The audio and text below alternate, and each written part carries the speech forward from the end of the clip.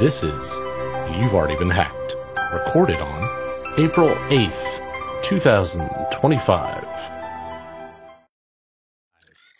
Welcome back to You've Already Been Hacked. It's been a long time. I have been in the digital wasteland, but I have returned with a brand new studio and a brand new co-host. Cyber Cowboy, introduce yourself to everybody. Howdy, everybody. Well, Cyber Cowboy coming to you live from New Mexico. New Mexico. Well, as you can see, we are completely digital. So he might be in New Mexico. He might be in San Antonio. He could be anywhere. He could be everywhere. We could be in your computer right now and nobody would know.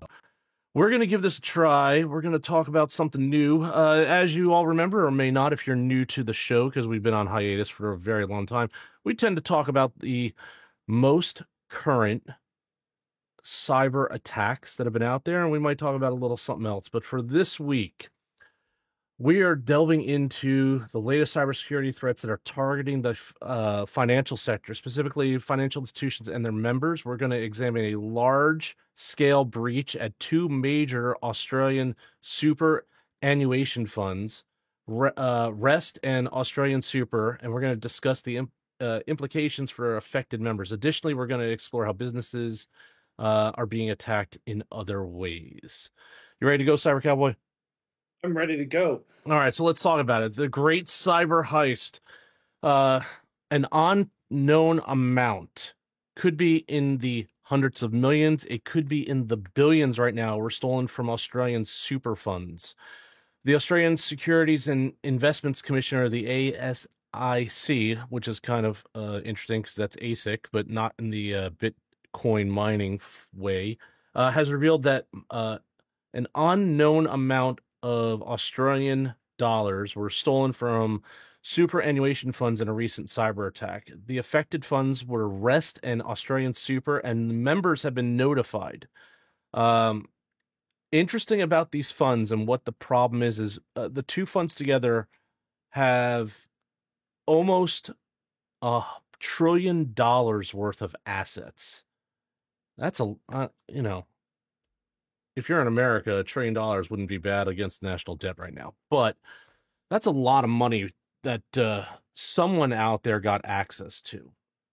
So, and when you look at the way they got access to it, right, for a fund that has so much money in it, you really think they would have put some money toward better cybersecurity. So how did they get access to it?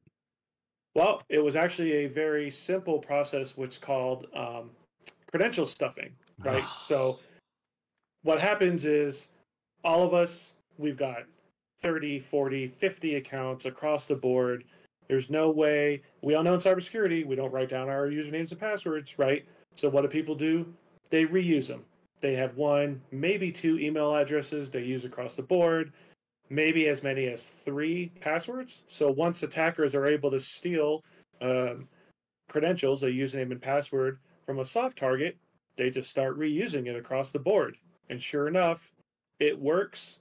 They get in, and then they do tricky things like obfuscating, like encrypting their tunnel out. And that's what makes it so hard to know in any quick sort of fashion to tell their customers just how much money was taken.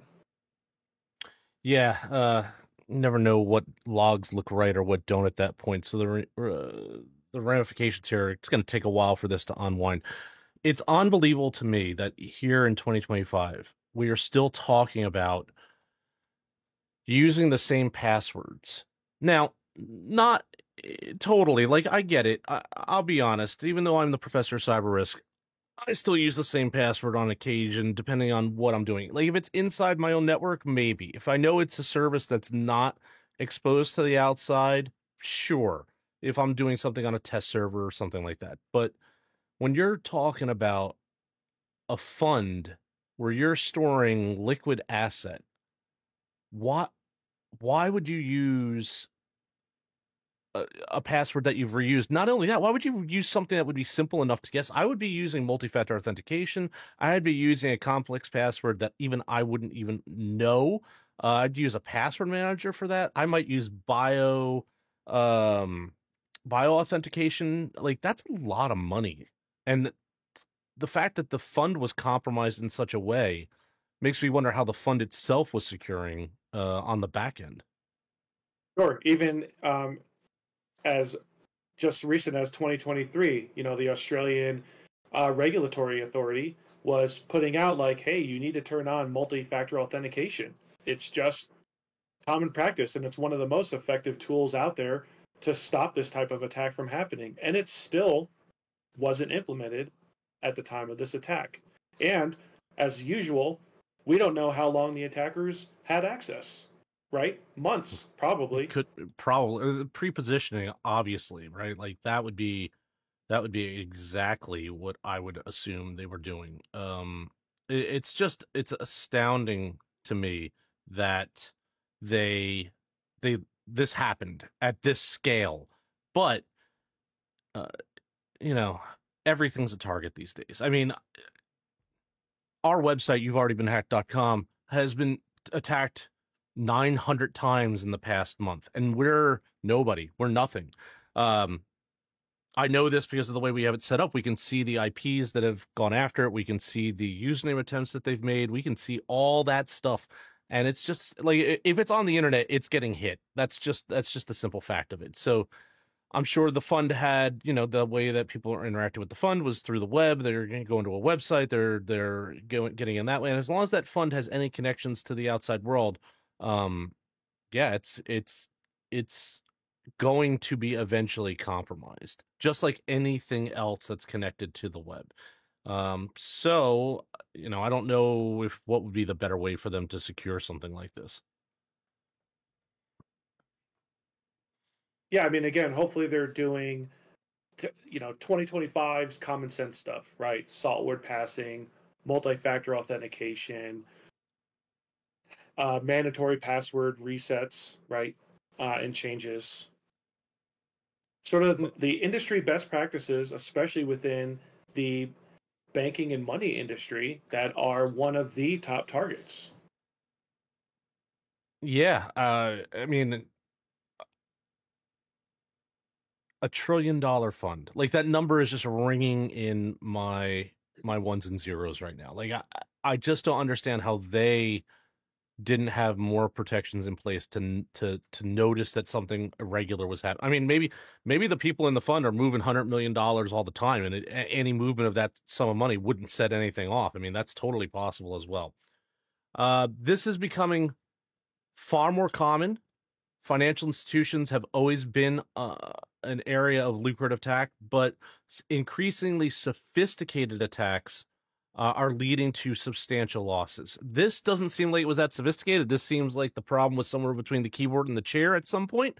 But yeah, I mean, this is something that has profound impact. And when we're talking that much money, that doesn't just impact the people that were holding the money, right? That has a domino effect on economies of scale at that point. 100%. It's not just people's retirements or savings, right? It is the brand hit and impact that bank takes. It's consumer confidence, right, in that bank.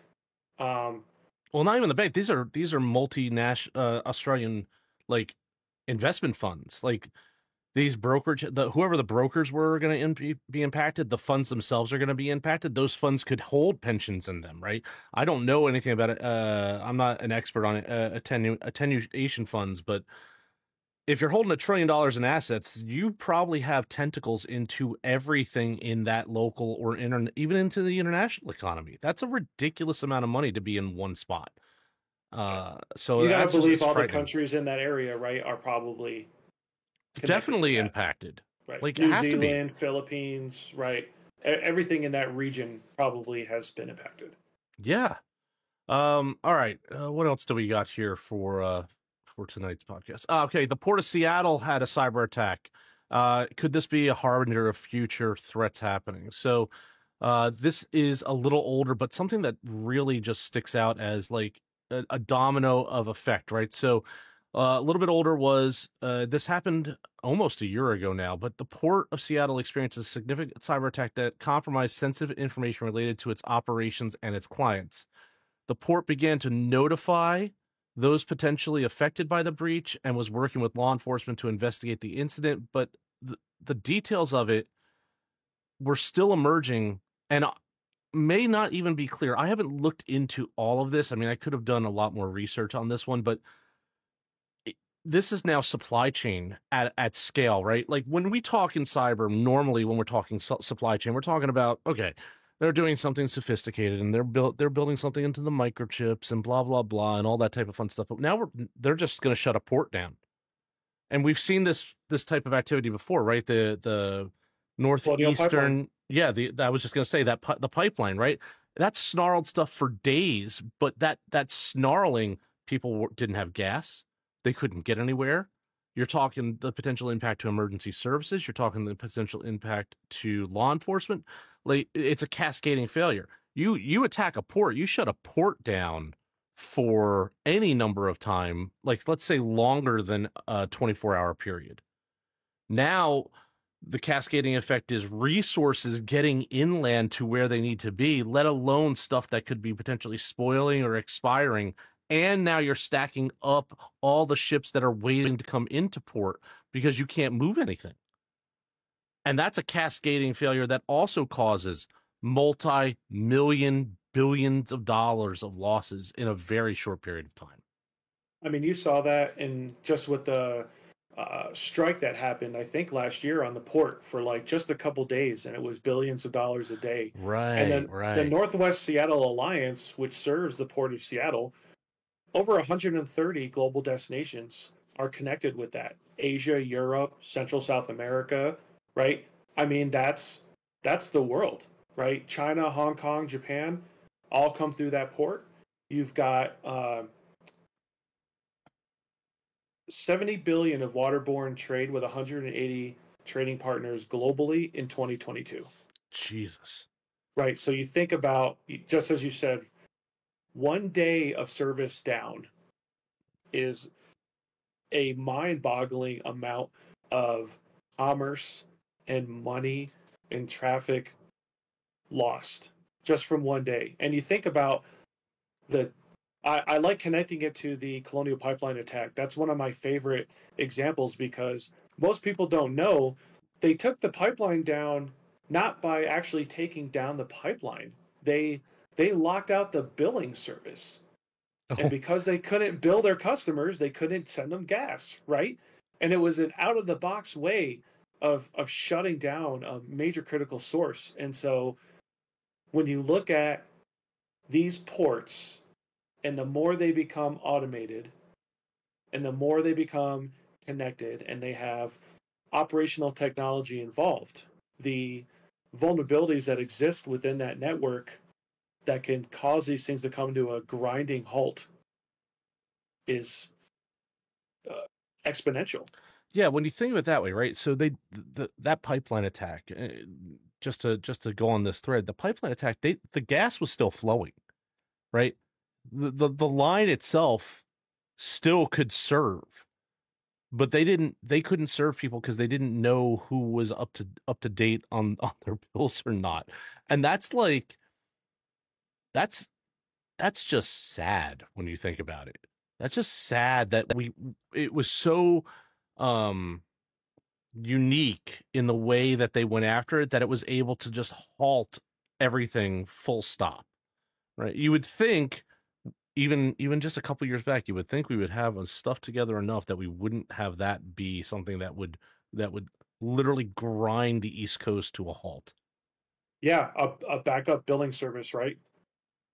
Or a way to track it and still get that critical asset to the customers and bill them later. Yeah, it's but it's antiquated, right? These networks, these billing systems are antiquated. I think that's an argument for another day because some things that are antiquated, especially when we're talking about cybersecurity, may be more secure than some of the more modern stuff that's all plugged in, right? So Yeah, The only but way to be I safe the is point be not analog. yeah, exactly. Go off the net. Okay, so let's see what do we got next. Click Fix Surge, the dark side of cybercrime targeting local governments. So we've talked about trillion-dollar, multi-trillion, national trillion-dollar assets. We've talked about ports that could affect economies of scale. Let's bring it down a little smaller, right? There has been a recent surge in cyber attacks against local governments, particularly those that are targeting citizen service platforms, right? Your ability to look at your county tax records or engage your county clerk's office or your local municipality's office, something like that. And this has resulted in significant data breaches and financial losses, not at the trillion-dollar scale, but I mean, I guess it depends on the municipality. Um, and these are really rich targets, and the reason I say that is they don't have a cybersecurity staff. I mean, if you're a major metropolitan city, you obviously will, one would hope. But if you're a smaller town, not even rural, let's not even say rural, let's say something East Coast suburban, right? Several thousand people, possibly. They may have an IT staff, but they may not have dedicated cybersecurity SOC type stuff, right? Like it just may not be there. So your IT people are trying to run municipal networks and protect them. I mean, if I was an attacker, that's an easy target. That's an easy day for me to go after something, isn't it? That's usually the first things ransomware hit, right? So I've got the answer in front of me. How much do you think, on average, states allocate toward their cybersecurity budget? 0.25%. Oh, I thought you would be a little bit higher. 3 to 5%. 3 to 5. Of Well, I was being pessimistic, but yeah, sure, okay, 3 to 5%. 3 to 5% of their entire IT budget goes towards cybersecurity. The the leaders in states are closer to 10%, and that is That's no woefully good. subpar, That's right? And way that's way so that's bad. at the state level, right? You start talking about towns and municipalities and school systems and everything else. Yeah, it's usually I've done cyber assessments for some places like this, right? And it's always, hey, I'm IT Bob, and I got tagged with cybersecurity because I took Sec Plus 10 years ago, 10 years ago. right? And I got Way up to date, tagged my with friend. this, yeah, right? Sec Plus, the beginner entry level cybersecurity certificate. And they're like, yeah, I just got tagged with this, right? It's just my additional duty. I've got firewalls, right? And no, I don't look at the logs. Well, yeah, why would I ever want to look at the logs? I mean, they don't tell me anything important anyway. Yeah. Uh wow. Um and this isn't just like, just this is not just a US problem. This is a global problem, right? So small businesses in northeast England are losing somewhere on order of like 110 million pounds a year to cyber attacks because they don't have proper security measures. Small businesses, cyber cowboy. We're not talking anyone that should be able to afford a cyber staff, medium, large, whatever. They should have themselves covered. Something happens to them, bad, fix it, remediation. But a small business, 110 million pounds. Was that translate into dollars? It's not a 2-to-1 anymore. I don't know what the current exchange is. Maybe say 175 million dollars, maybe More than I 200 make in a million. year. Yeah, definitely more than I'm making Bitcoin. That's for sure. So let's see. Vodafone Business revealed that over half of small and medium firms were attacked in 2024 alone. And we're talking in Northern England, right? More than half of those small businesses suffer between 1 and 5 attempted attacks in a year, and I can't believe it's only one to 5 just by the scale of what our small website is getting attacked. Right? It depends, I guess, on what the definition of attack is. That mean and that what they're able to record, right? right? Able to Definitely see. because these small businesses may not even be looking. Right? They may not have anything that's showing them what they actually were attacked on. On average, that meant that those businesses in Northeast England were losing 2,721 pounds a year due to cyber attacks. Now, that's not a lot when we start off talking about $1 trillion super annotation fund. But losing 2,000 pounds as a small business could be the difference between you making the lease on your shop in a given month or not. And that can have a devastating effect to a business, a small business.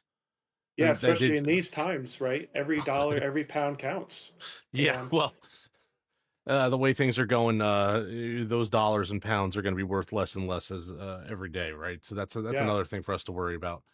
They get hit with a ransomware attack, right? They can't afford to pay what it takes to come out of it, right? And if you look at this at scale again, and now we're talking about what's happening in England, small businesses across the UK are losing somewhere on an order of 3.4 billion pounds a year directly to cyber attack. Small businesses. That's insane to me. Mind-boggling.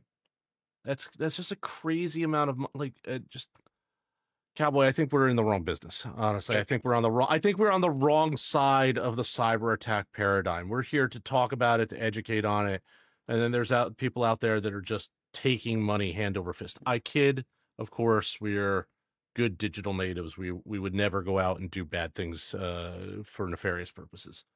Yeah. But it makes me upset, and it only makes me drive harder in my defensive cyber operations world, right? I just want to stop these people. Yes. I think it's always going to be a game of cat and mouse. Whether it's done human to human or AI to AI as things move on, right? It's just going to be something that is continuous. Yeah. We can have a whole show just on that aspect of things. Oh, we probably should. Absolutely. Yeah. All right, let's see. Last story for tonight. Oracle's silent breach, hidden danger in enterprise software. So, let's see. A recent study revealed that cybercriminals have been exploiting vulnerabilities in enterprise software, such as Oracle databases. And I think we're just saying that as an example. We're not saying that Oracle is bad. I want to get that right out of the way. Oracle, like I said at the stop, or if it's connected to the internet, any database, whether it be an Oracle database, MySQL, PostSQL, whatever, if it's connected to the internet, someone will find a vulnerability in it, because no software, as far as I'm aware to date, is written perfectly to be perfectly secure. So it's not necessarily, I'm not picking on Oracle. I'm using them as an example because it is something that was brought to light recently. But these vulnerabilities have been found, and some have been found and have been there for years without detection. Breaches that are silent, or those that go undetected, and Cyber Cowboy mentioned this earlier, they allow an attacker to gain access to sensitive corporate data for who knows how long, and how much loss could be caused because of that, whether it be financial or reputational. It's astounding to me that not the vulnerabilities exist, that large companies, either whether it be the ones that produce the software or the ones that use the software, have such a hard time detecting adversarial or hacker activity in their networks. Well, let's talk about that for a second. Right? Sure, let's do it. Yeah, go ahead. So, what's called dwell time is your average period that an advanced persistent threat from initial infiltration to eventual detection. That's dwell time, right? From the time I get in, from the time I get caught. Average dwell time for an APT is between 200 and 258 days. 9 months. On average, right? So you're saying that, and don't mind the glitch on the screen, folks, that's there on purpose, but you're saying, even with our astute knowledge, An attacker could have been inside our studio's networks for 9 months, and we might not know it.